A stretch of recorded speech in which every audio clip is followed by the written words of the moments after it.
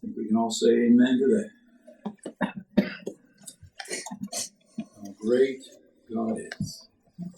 Well, again, good morning. Good to be with you on this beautiful weather-wise Lord's Day, but certainly it has even a deeper beauty for those of us who come to worship God in the beauty of holiness. If you would like to, invite your attention over to Psalm 139. Psalm 139. Such knowledge is too wonderful for me. It is high. I cannot attain unto it. That exclamation issues from the psalmist David and is actually recorded for us here in this psalm. You might look there at verse 6. Do you possibly remember what it was that David was contemplating that found him making that declaration, saying it's too wonderful for me? It is high. I cannot attain unto it. Maybe some of you are familiar enough with Psalm 139 that you do recognize. David is expressing his inability to mentally grasp and fully comprehend two attributes of our God.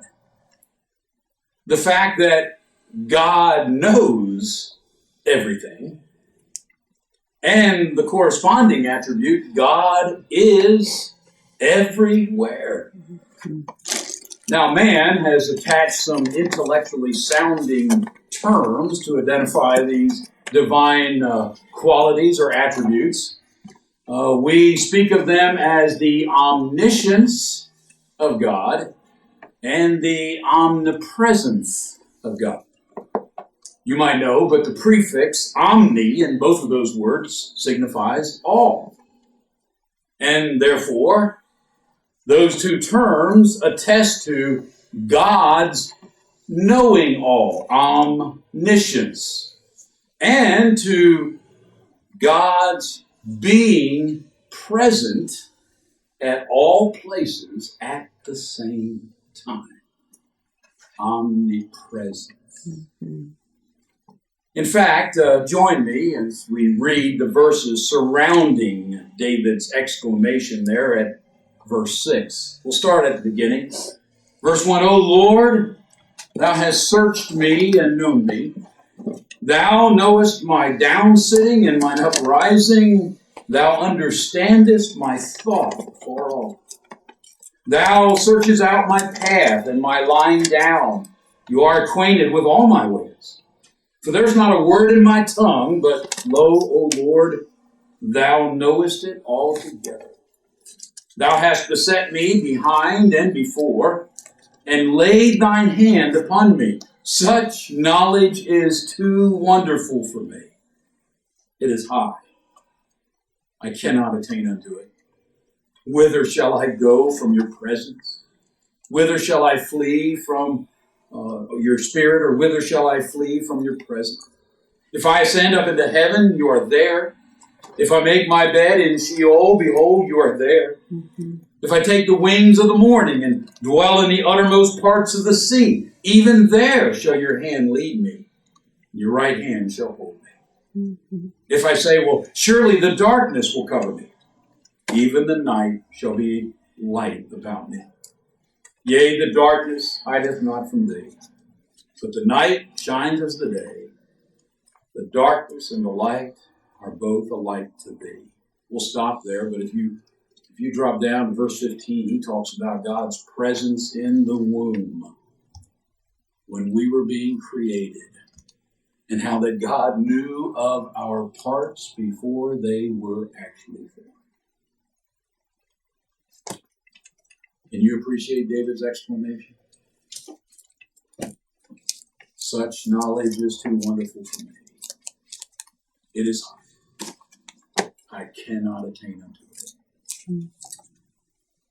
I would ask your indulgence for just a minute. I just want to read some remarks that I found penned by some religious commentators, and these are commentators from past generations. But here's what they say concerning David's declaration there in verse 6. This is Charles Spurgeon. He lived during the 1800s. He says, such knowledge is too wonderful for me. Here's what he thinks David is saying. I cannot grasp it. I can hardly endure to think of it. The theme overwhelms me. I'm amazed and astounded at it. Such knowledge not only surpasses my comprehension, but even my imagination. It is high, I cannot attain unto it. Mount as I may, this truth is too lofty for my mind. It seems to be always above me, even when I soar into the loftiest regions of spiritual thought. Another commentator of the past, in fact, this is Matthew Henry. He lived during the 16th and 1700s. Here's what he said. He speaks of it with admiration, verse 6. Thou hast such a knowledge of me as I have not of myself, nor can have.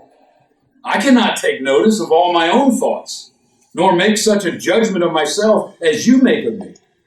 It is such a knowledge as I cannot comprehend, much less describe. That thou knowest all things, I am sure. But how? I cannot tell. We cannot, by searching, find out how God searches and finds out us. Nor do we know how we are known.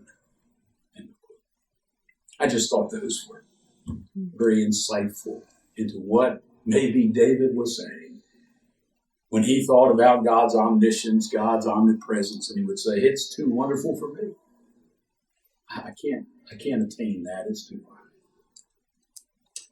Back to Spurgeon, he is going to now make a broader application, and this is kind of where I want us to go with this. Listen to this. Spurgeon says, is it not so with every attribute of God? It's not just, this is me now, but it's not just that we think about the omnipresence and the omniscience of God and we say, well, that's way too high for me to comprehend. He says, is it not with every attribute of God? Can we attain to any idea of his power, his wisdom, his holiness?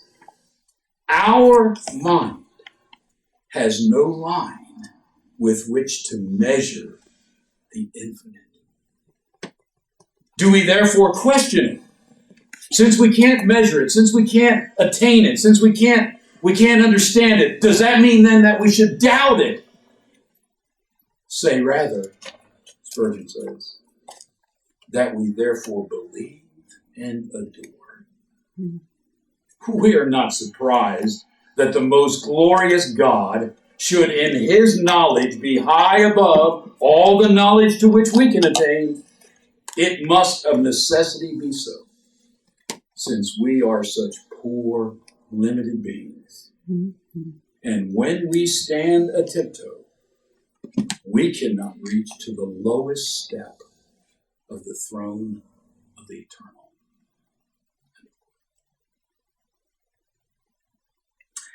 As I hear David, as I hear these words of uninspired men, Spurgeon and Henry, it brings to my mind another exclamation of praise in which now an inspired apostle acknowledges the unsearchable nature of our God. The Apostle Paul in Romans 11, verse 33 beginning says, oh, the depth of the riches, both of the wisdom and knowledge of God, how unsearchable are his judgments, his ways past finding out. For who has known the mind of the Lord? Who hath been his counsel? Who has first given to him, and it shall be recompensed to him again? For of him, and through him, and to him are all things, to whom be glory forever. Amen. I would hope that such lofty sentiments concerning the unsearchable greatness of our God easily translates for us into wisdom that finds us learning our limitations. See, this is the final application that we are making of that inspired counsel that is being advanced by Solomon in Ecclesiastes chapter 8. So I guess it'd be good to go back there if you'd like to turn to Ecclesiastes chapter 8. But that counsel that we have submitted from this chapter is Solomon urging all men, urging us, choose wisdom. That will and is the only way to prevent misery from being introduced into our lives. Again, that certainly appears to me to be what Solomon is doing in this chapter.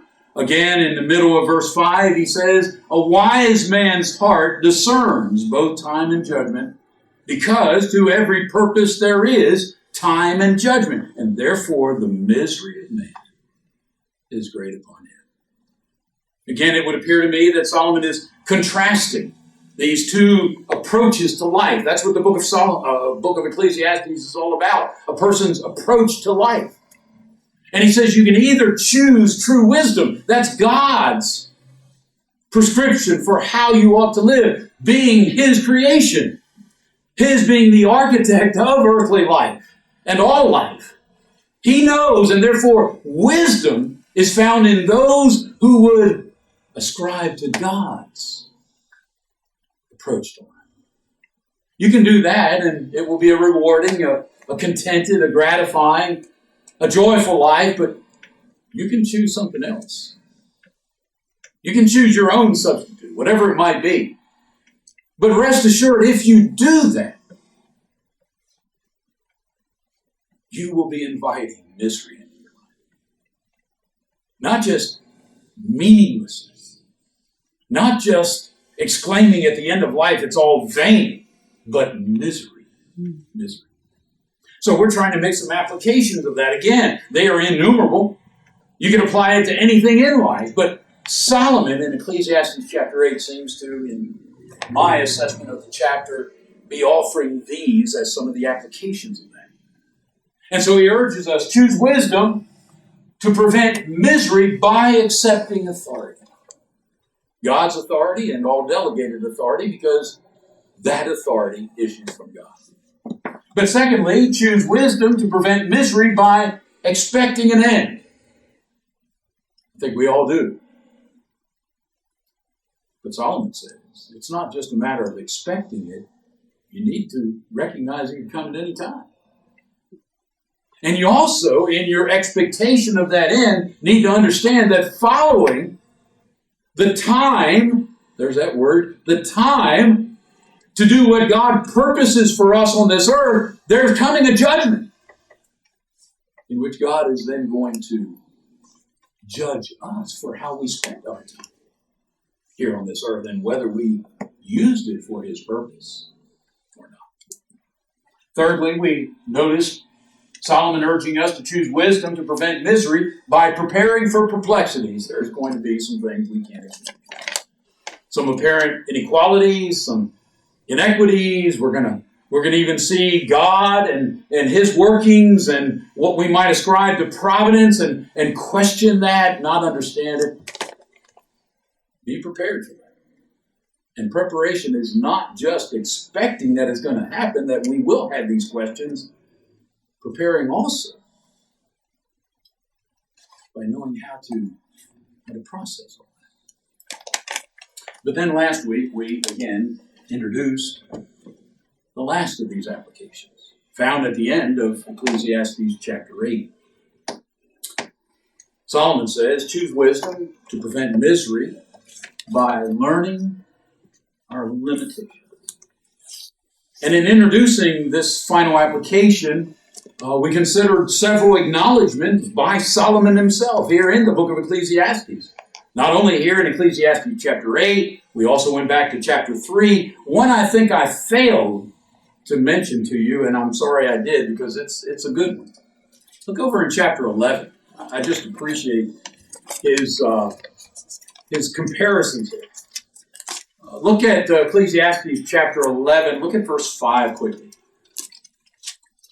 Solomon says, "As thou knowest not what is the way of the Spirit." Now, that word in the original languages of the Bible could mean the spirit of man, or it could mean the wind.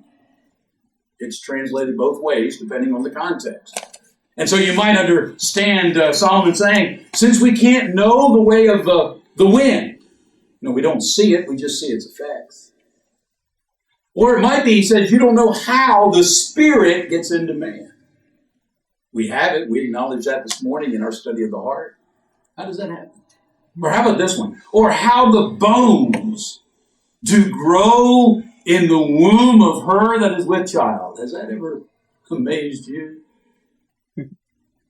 Again, Psalm 139, I am fearfully and wonderfully made. David's contemplating, again, his beginning to life in the womb.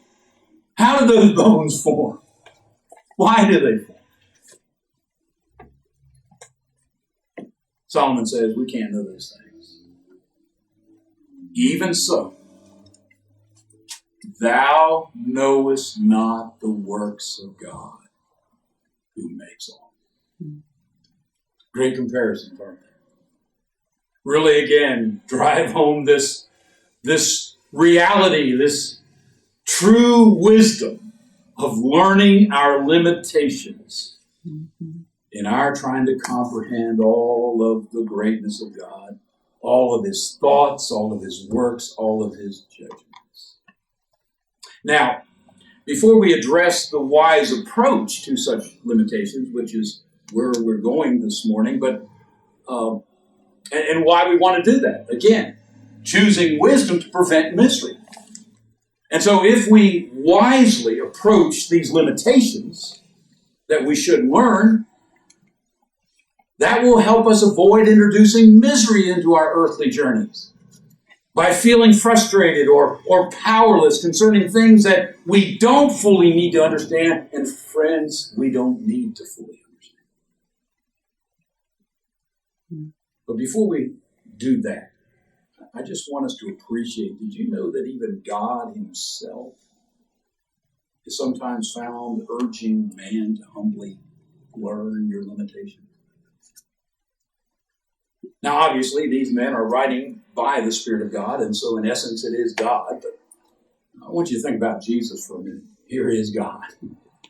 Here is God on the earth in human form. I want you to think about some statements that he made that infers the wisdom of learning our limitations.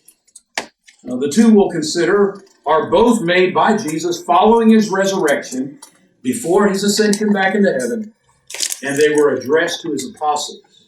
Think of his audience. Here is God, in the form of Jesus, making statements to his apostles, those who knew him best.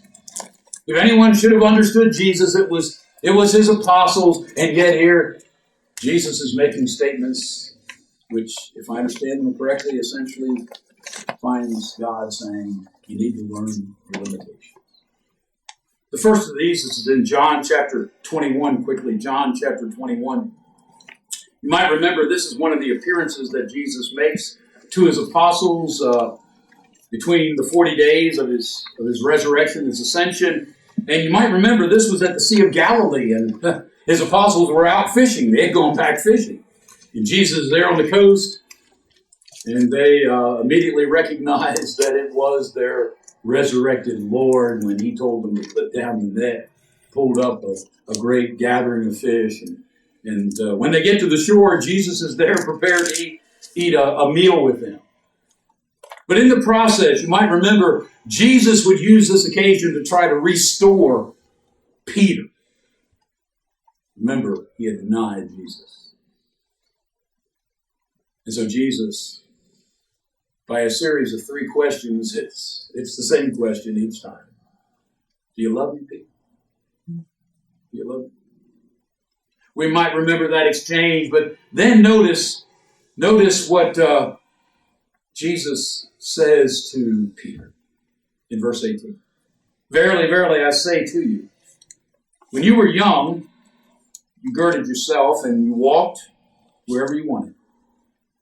But when you shall be old, you will stretch forth your hands, and another shall gird thee, and carry thee whither thou wouldest not.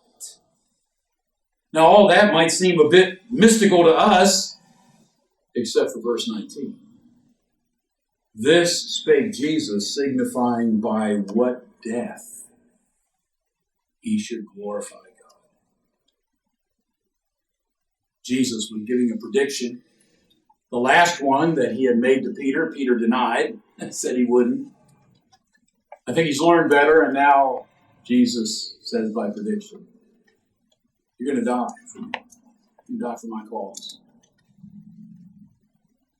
They're going to take you to the martyrs' death.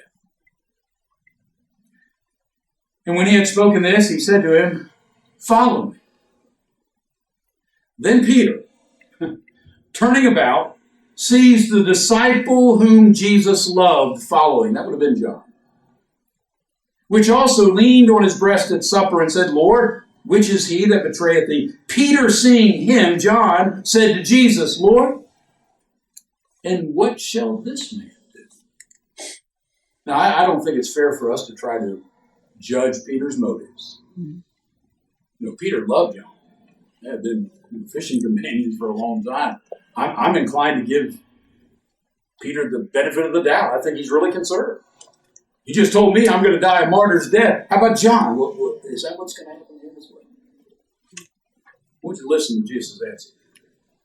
Jesus said to him, If I will that he tarry till I come, what is that to you? You read that the same way I do? Jesus impressing upon Peter that he should recognize God needs not answer every question you have, Peter. God isn't required to satisfy your every curiosity. In fact,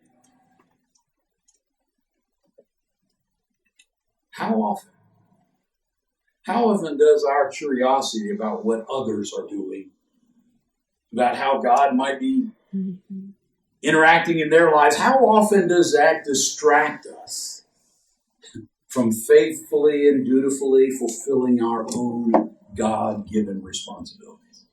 You know why I take that lesson from this conversation? Because after Jesus says, Peter, if I decide that Jesus or that John lives until I come back, what business is that of yours? Notice what he says. Peter, you follow me. See, sometimes we lose our own sense of responsibility to Jesus, to God, because we're too concerned with what's happening in other people's lives. And so he has to remind Peter, what should be most important to you is not what's happening to John, it's what you're doing. Your responsibility is to follow me. Now, it's interesting. Remember how the Jews misunderstood Jesus' statement here? And so this rumor starts that John's going to live until Jesus comes back. No, obviously, that wasn't what Jesus was saying. I think he was trying to impress upon Peter and us, you need to learn your limitations. I referenced this tract a couple weeks now. The Man with Slippery Feet. Again, appreciate Angie bringing those to us. And it was authored by Alan Webster, and it's about Asaph. Over in Psalm 73. Asaph was the chief singer of David's, worship. And a very spiritually man. And he said, God's been good to Israel, but my feet were almost slipping. And you remember what the reason was. He was seeing some of these perplexities in life. He's watching the the wicked, and they're prospering, they're living long. And Asaph's saying, I don't understand that. I'm trying to live right. I'm trying to live righteous, and I'm afflicted all my days. I'm chastened. I don't know how to make sense of this. Brother Webster in the track says, in his various points, he says, Asaph's feet nearly slipped, and then he offers some reasons. I want you to listen to this one. Asaph's feet nearly slipped when he took on more responsibility than necessary. Isn't that what Peter was doing? Mm-hmm. Well, you told me what's going to happen to me, but what about John, Jesus? But what about my fellow apostle? Brother Webster says, Asaph's mind was preoccupied with other people. He refers to the ungodly 17 times, counting the pronouns, in 9 verses. Here's what Brother Webster says. God had not assigned Asaph to watch over the wicked. It was not his job to run the world. See, that might have contributed to some of this misery that Asaph was experiencing because he failed to learn some limitations.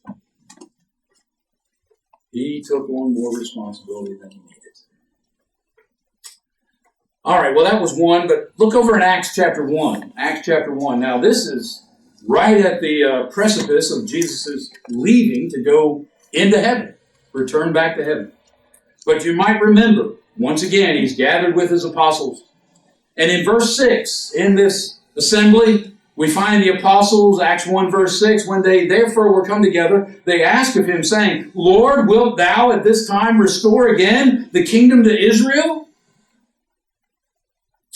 And Jesus said, it is not for you to know the times or the seasons which the Father hath put in his own power.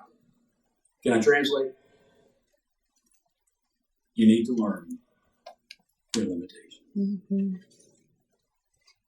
Jesus does not answer their question. The question itself was because of their own misunderstanding. Now, Jesus doesn't correct that. But rather than correcting their misunderstanding, he answers their question explaining there are some details. There are times and seasons concerning God's purposes that you don't need to know, that are reserved for God in his time to reveal. Now for them, for the apostles, many of these details would be known following their being empowered with the Holy Spirit. In fact, that's what he goes on to say. Having said, you don't need to know these things, or they're not for you to know, verse 8, but you shall receive power. After that, the Holy Spirit has come upon you. They would come to know some of these things. But Jesus was trying to impress upon them, now is not that time. You need to learn some limitations here. For the present, you know what he told them to do? Watch, pray, and wait. Listen to it.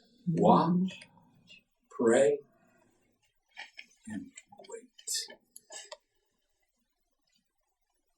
I think that's very important as we're kind of rounding down here, but we're going to see that that's part of this true wisdom and our approach to these limitations that we should learn to accept. But before we do that, one more occasion where God himself urges man in wisdom to learn your limitations. When you hear the verse, Deuteronomy 29:29, it's great that it has the same chapter and verse. It makes it easy. Do you remember what that verse says? This is God, and he is making this announcement through his spokesman, Moses. But here's what he says. Here's how he starts Deuteronomy 29:29. the secret things belong unto the Lord our God. Here is God informing His people there are matters you'll need to know. There are some things that are too wonderful for you to grasp and comprehend. Your limited understanding of me, your being finite when I am infinite. There are some things that are secret, and they belong exclusively to me. And they might never be revealed to man. Again, some of those questions that we might have, why and how and when. But here's God saying, some of these belong to me. And you don't need to know them. During your time here on earth, you don't need to know those things to fulfill your God-ordained purpose for being here. Once again, reading from Brother Webster. He says, quote, there is such a thing as the divine reserve. I like that. The divine reserve. God holds back many things from us. And then he quotes Deuteronomy 29, verse 8, part 8. Secret things belong to the Lord our God. Now listen to this. I think this is noteworthy. This is not because God does not love us or wants to deprive us. If secret things were revealed to us, the knowledge would be overwhelming. Mystery is merciful. And folks, listen to this illustration. Parents reserve certain information from children to preserve their innocence or to keep them from having to deal with difficulties that are above what they are equipped to handle. Remember what Jesus said to his apostles, I still have many things to say to you, but you cannot bear them now. I thought those, again, were good comments for us to appreciate. God himself sometimes saying to man, you need to learn your limitations. All right, very quickly. So, what does true wisdom encourage us to do then? Willing to acknowledge that we have limitations as men, women, living here on earth? What should we do? Number one, here's what I would suggest. We should humbly and patiently in faith acquiesce in these limitations. In other words, surrender to them. Not try to search them out. Because again, some things are unsearchable. Some things are, as David said, too wonderful, too high for us to ever attain. And let me kind of make some kind of practical understanding of that suggestion. But turn again to Ecclesiastes chapter 3 quickly. Ecclesiastes chapter 3. We read this last week. But listen again to what Solomon is saying here. He, God, hath made everything beautiful in his time. Also, he hath set the world or eternity in their heart, so that no man can find out the work that God makes from the beginning to the end. Again, I want us to read on further. I know that there is no good in them, but for a man to rejoice and to do good in his life, and also that every man should eat and drink and enjoy the good of all of his labor, it is the gift of God. I know that whatsoever God doeth, it shall be forever. Nothing can be put to it, nor anything taken from it, and God does it that men should fear before him. That which hath been is now, and that which is to be hath already been, and God requires that which is past. And moreover, I saw under the sun the place of judgment, that wickedness was there, and the place of righteousness, that iniquity was there. I said in my heart, God shall judge the righteous and the wicked. And there it is again, for there is a time for every purpose and for every work. Again, please listen to these comments by Matthew Henry. He says, quote, we must wait. Remember what Jesus told his apostles to do? You might eventually come to find out through the Holy Spirit, but right now what you need to do is watch, pray, and wait. So Mr. Henry says, we must wait with patience for the full discovery of that which to us seems intricate and perplexed, acknowledging that we cannot find out the work that God makes from the beginning to the end, and therefore must judge nothing before the time. We are to believe that God has made all beautiful. Everything is done well, as in creation, so in providence, and we shall see it when the end comes. But till then, we are incompetent judges of it. Now, turn to chapter 8.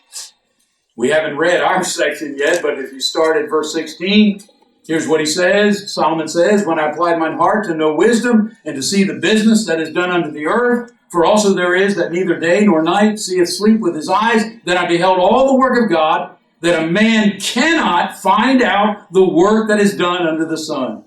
Because though a man labor to seek it out, yet he shall not find it. Yea, farther, though a wise man think to know it, he shall not be able to find it. Again, listen to Mr. Henry. Quote, he says, we must with an entire satisfaction acquiesce in the will of God and not pretend to be able to find the bottom. We must humbly and silently adore the depth of his unsearchable counsels, being assured that they are wise, just, and good. And once again, Brother Webster, it just kept coming back to Brother Webster's prayer. Asaph introduced misery into his life. His feet almost slipped. Why? Well, among other things, listen to this one.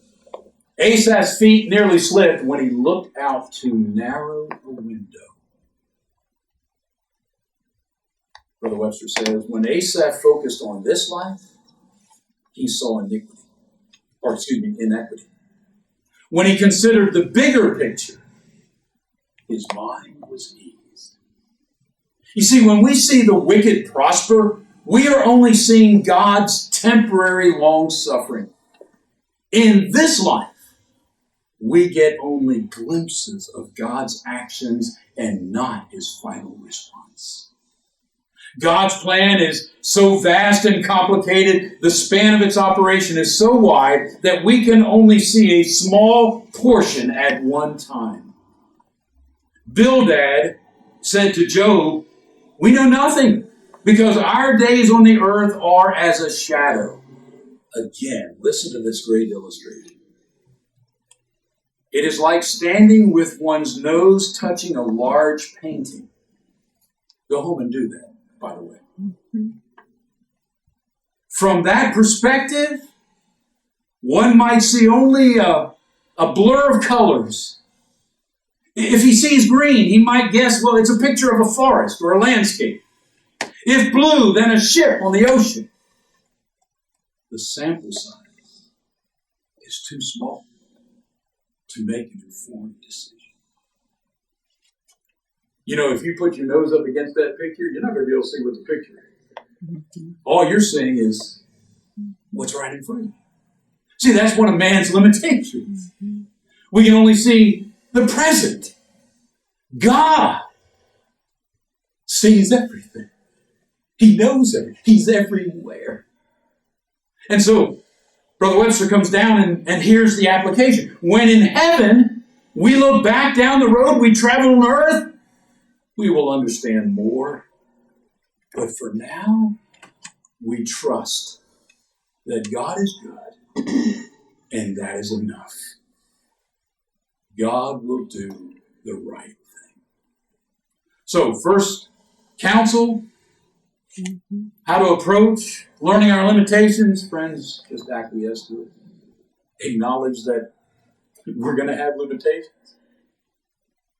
and patiently wait to allow God, who sees the whole picture, to reveal that to us. Secondly, very quickly, friends, we need to devote our time on earth to what God has revealed to us. Mm-hmm. See, I didn't read all of Deuteronomy 29:29. It's important to recognize that because the wise approach to the secret things of God is given us in that passage. Again, here's what he said. The secret things belong unto the Lord our God, but those things which are revealed belong to us and to our children forever, that we may do all the words of this law. You see, friends, the only reason we know anything about God or about God's will for us is because he has chosen to reveal it to us. And here is God saying, there are some things that you might like to know. They're secrets, and you don't need to know them. What you do need to know is what I've revealed to you. And the Bible is clear. God has given us everything we need to know to be right with him and to go to heaven one day. Mm-hmm. 2 Timothy chapter 3, verses 16 and 17. Friends, that was true for Israel of old, and that is true for spiritual Israel today. What we ought to gladly acknowledge is what God told them through Moses. What you need to be concerned about is what I have revealed to you. If you obey that, if you do that, you'll be wise. In fact, isn't that what he said? Keep therefore and do them, for this is your wisdom and your understanding in the sight of the nations, which you'll hear of all these statutes and shall say, well, surely this great nation is a wise and understanding people. For what nation is there so great, who hath God so nigh unto them, as the Lord our God is in all things that we call upon him for? And what nation is there so great, that has statutes and judgments so righteous as this law, which I have set before you this day? Only take heed to yourself and do them. And so here's my final point. What does true wisdom dictate should be our approach to learning our limitations? Acquiesce to it. Be patient. Recognize that we don't see the big picture. Secondly, put our focus on the things that God has revealed to us rather than being so concerned about the things he hasn't. That's just going to foster frustration. That's going to bring about these questions that you can't answer. So, focus on the things that God has. But here, for Christians, here's what true wisdom demands. Remember, true wisdom is God's counsel for how we ought to live. And you know what God says for us today? He says, look and listen to the one who is the very personification of wisdom, my son Jesus. See, that's how we approach things. God says, you want to truly be wise? You look to the one who is wise. You listen to what he says. You do that. Don't be concerned with what he hasn't said, but you do that. You'll truly be wise. As I thought about how to conclude all this, maybe this is too simplistic, but here's what I came down to. Choosing wisdom to prevent misery today, in all of its applications, I believe can be distilled down to being the wise builder of Jesus' illustration that is preserved for us in Matthew chapter 7. If I didn't think you'd kind of chuckle at it, I was actually going to, for our song before the sermon this morning, Ricky, have us lead or be led in "The Wise Man Built His House." You remember that song? Mm-hmm. Well, that's not just for children. Yeah, I really believe this whole series can be summed up in Jesus' teaching. Because listen to what he says. Therefore, whosoever hears these sayings of mine and doeth them, I'll liken him to a wise man, which built his house upon a rock. The rain descended, the floods came, the winds blew, and it beat upon that house, and it fell not. But was founded upon a rock. And every one that heareth these sayings of mine and doeth them not, shall be likened to a foolish man, which built his house upon the sand. The rain descended, the floods came, the winds blew and beat upon that house, and it fell. And great was the fall of it. Did you notice the one consistent in all that? Storms. See, friends, the reality is the storms of life are going to come. It doesn't matter whether we choose to direct our lives by God's prescribed way or substituting one of our own. It doesn't matter. The storms are going to come.